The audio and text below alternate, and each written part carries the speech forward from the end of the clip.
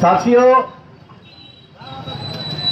आप सबको लोग बहुत देर से हमारे साथी लोगों ने अपनी बात रखी आपके बीच में। आप लोगों के बीच में बहुत विस्तार पूर्वक रखा। साथी गणेश जी अभी विस्तार पूर्वक विस्थापन और यहाँ कुल्हड़ी का आंदोलन और कुल्हड़ी की समस्याओं के बारे में रख रहे थे। साथी सुरेश जी ने भी अपनी बात को रखा और आप दुकानदार भाइयों की जो व्यथा है उसके बारे में बताने की कोशिश की।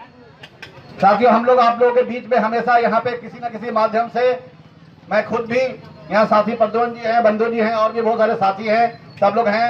कम्युनिस्ट पार्टी के जो उम्मीदवार हैं बैजनाथ महतो जी, वो भी आए हुए हैं। और सब लोग हम लोग इस नुक्कड़ के माध्यम से और माइक से जो आवाज जहाँ जहाँ जा रही है, दुकानदार भाई और लोग हैं और जो बाजार में जो दुकानदार जो सामान लेने जो साथी लोग आए हैं, ग्रामीण जो मजदूर किसान जो आए हैं, उनको अपनी बात पहुंचाने की कोशिश कर रहे हैं। साथियों, मैं ज्यादा वक्त नहीं लूंगा, लेकिन जाहिर सी बात है चुनावी माहौल है और आप लोगों को तरह तरह की बात, यहाँ पे अलग अलग लोग आ रहे हैं, चमचमाती कार से आ रहे हैं, बहुत सारे मंत्री और एमएलए और कौन कौन आ रहे हैं। कल एक मंत्री जी आए थे जो जगह का नाम भी नहीं ले पा रहे थे, उनको इतना भी ट्रेनिंग करके जगह का नाम बता के भी नहीं लाया गया कि वो जगह का कहाँ आए उनको भी पता नहीं है। खैर चलिए, होता है, लेकिन मेरा वही बोलना है कि जगह को कौन जान सकता है? जो जगह उस जगह का रहता है, उस जगह के आंदोलन से जुड़ा रहता है, उस जगह की सारी समस्याओं को समझता है।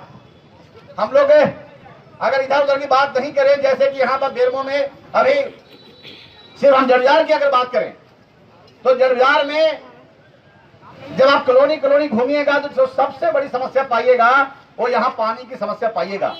पिछले दिनों हम लोग कम्युनिस्ट पार्टी की ओर से एक अभियान चलाया। हम लोग जा करके जो पानी की टंकी है उसकी हालत को देखा, जो आज से 15-16 साल पहले वो पानी टंकी बनी थी, और उसकी जो व्यवस्था है, अव्यवस्था है, उसको भी देखा। और यहाँ के लोग मजबूर हैं नदी में मोटर लगा लगा कर किसी तरह से टांग करके अपने घरों तक पानी लाने के लिए। आप सोच लीजिए कि आजादी के इतने दिनों बाद तक भी जड़जार जैसी जगह में एक बुद्धिजीवी जगह है, जागरूक लोग हैं, और यहाँ के लोग हमेशा अपने जनप्रतिनिधि जिनको आपने चुना अलग अलग समय में, उनके पास अपनी समस्या रखते रहे। लेकिन अगर उनका प्रयास होता, 30 साल कांग्रेस का तो मौका आप लोगों ने दिया, 10 साल भाजपा के जो बाटल जी हैं उनको भी मौका मिला, लेकिन वो समस्या आज भी वो उसी की तरह उसी बनी हुई है, जड़जार की स्पेसिफिक समस्या बनी हुई है। अगर हमको ये लगता है कि ठीक है, एक प्रतिनिधि होने के नाते आपका जो जगह जो फर्ज बनता था, जहां पे उठाना चाहिए था, आपने नहीं उठाया। अगर आप उसके लिए आंदोलन भी करते, उसके लिए लड़ाई भी लड़ते, तो हमको लगता है कहते कि हाँ भाई इन्होंने ये समस्या को हल किया, आप उनको दे दीजिए। लेकिन आपने इस समस्या को हल करने की कोशिश नहीं किया। इस समस्या को लेकर के विधानसभा में आवाज नहीं उठाया, सिर्फ समय पार किया। कभी आप आते हैं तो डीआरडी के नाम पे, विस्थापन के नाम पे वोट मांग लेते हैं, कभी पानी के नाम पे वोट मांग लेते हैं। एक भी नया कल कारखाना नहीं खुला पिछले 30 सालों में। दोनों कांग्रेस और भाजपा किसी समस्या के नाम पे वोट मांगते रहते हैं। दोनों को मौका दिया जनता ने, लेकिन आज भी चलकरी की जनता, अंगवाली की जनता, पिछड़ी की जनता ठगी हुई महसूस करती है। और दूसरे बात, यहाँ का जो सबसे बड़ा मामला है प्रदूषण का मामला। क्या है प्रदूषण का मामला? क्यों नहीं लड़ाइयां होती है? क्यों नहीं यहाँ का जनप्रतिनिधि जो बनते हैं इस मामले को उठाते हैं? लोगों को टीबी हो जाएगा, लोग हमेशा टीबी की वजह से और दूसरी बीमारियों की वजह से जो दस्त की वजह से होता है उससे मर जाते हैं, लेकिन कभी किसी ने लड़ाइयां नहीं लड़ी। हाँ, एक फायदा जरूर होता है कि दोनों पक्ष के लोगों को जिसकी जीत हुई उनके लोगों को ठगदारी करने का मौका मिल जाता है। अगर एक मौका मिला इनको तो उनके लोग ठगदार, दूसरे को मौका मिला उनके लोग ठगदार। लेकिन बेरमो में हम लोग कह सकते हैं डंके के चोट पे कि हाँ, हम लोग जब आते हैं वोट मांगने के लिए तो उस आंदोलन के बदौलत, उस किसान और मजदूर के आंदोलन के बदौलत वोट मांगने आते हैं, जो हम लोग 5 साल निरंतर करते रहते हैं, 5 साल जनता के सवाल को उठाते रहते हैं। उन सवालों के, उस लड़ाई के आधार पर वोट मांगने आते हैं। और इसीलिए आज भी परंपरागत तौर पे हम लोग चुनाव लड़ते रहे। आपने कभी कांग्रेस को मौका दिया, कभी भाजपा को मौका दिया। आप सिर्फ इस आधार में वोट देना चाहते हैं कि कौन किसको हरा सकते हैं। आप अपने लिए भी तो कभी वोट दीजिए। आप अपने लिए कब वोट दीजिएगा और कितने दिनों तक किसी को विधायक बनाते रहेगा? इस उम्मीद में आपकी समस्याएं वही मुंह फाड़े खड़ी है। आंदोलन आप करेंगे नहीं, समस्या हल करेंगे नहीं। यहाँ एक भी नया कल कारखाना खुला क्या? एक भी नई माइंस खुली क्या? अभी गणेश जी चर्चा कर रहे थे, बोकारो कॉलोनी बम के कगार पे है, करगली कॉलोनी बम के कगार पे है, वासरी बम के कगार पे है। और धीरे धीरे बेरमो में जो बड़े पैमाने पे जो इंप्लॉय थे वो किसानों की जो जमीन लेके बदले जो नौकरी देते थे वो भी हम नहीं देंगे। क्या अब उनको भी नौकरी नहीं मिलेगी? आप पैसा लीजिए और घर जाइए। और हम लोग इसका शुद्ध रूप से विरोध करते हैं। किसी भी हाल में उस किसान का जो परंपरागत तौर पे दादा परदादा उसके छर दादा से परंपरागत तौर पे वो इस्तेमाल करते आ रहा है और कई पीढ़ी तक उसको इस्तेमाल करता है, आप उसको चंद पैसा दे करके आप चाहते हैं उसको धक्का दीजिए, नहीं चलेगा। और ये सरकार नीति कौन ला रही है? भारत में बैठी हुई सरकार, वो सरकार जो धीरे धीरे सारे पब्लिक सेक्टर खत्म कर देना चाहती है, वो सरकार। इसका असर किस पे पड़ेगा? यहाँ के दुकानदार भाइयों पे, यहाँ के बिजनेसमैन वालों पे।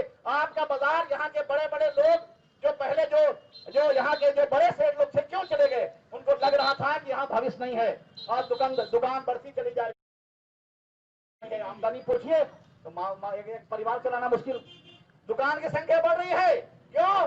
क्योंकि बेरोजगारी की संख्या बढ़ रही है। आमदनी पूछिए तो कुछ नहीं, एक परिवार नहीं चला सकते हैं, परेशान है। जड़जार में जगह नहीं मिल रही है तो धीरे धीरे अभी उधर का काफी दुकानें बन रही हैं। क्यों?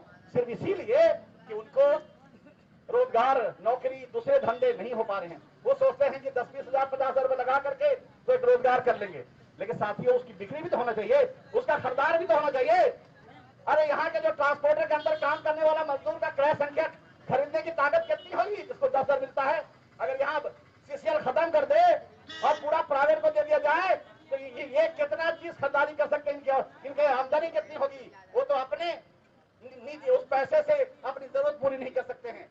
इसीलिए हम लोग इस बात का विरोध कर रहे हैं कि चाहे वो कोल इंडिया हो, चाहे सेल हो, चाहे भेल हो, चाहे बीएसएनएल हो, चाहे रेलवे हो, ये किसी भी तरह से निजीकरण नहीं होना चाहिए, क्योंकि यही रोजगार देने का सबसे बड़ा संस्था है। और इसीलिए हम लोग विरोध करते हैं।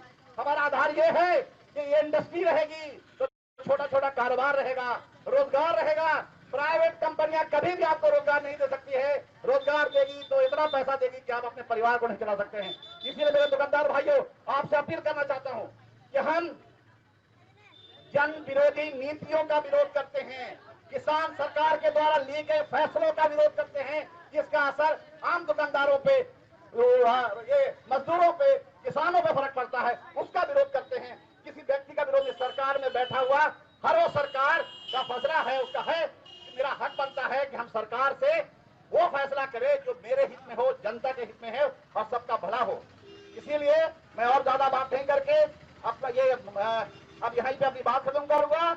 लेकिन जो जनता के सवाल आपको पूछना चाहिए, कांग्रेस के लोगों को इस बात का जवाब देना चाहिए कि पहले 30 साल का हिसाब दे तब वोट मांगे।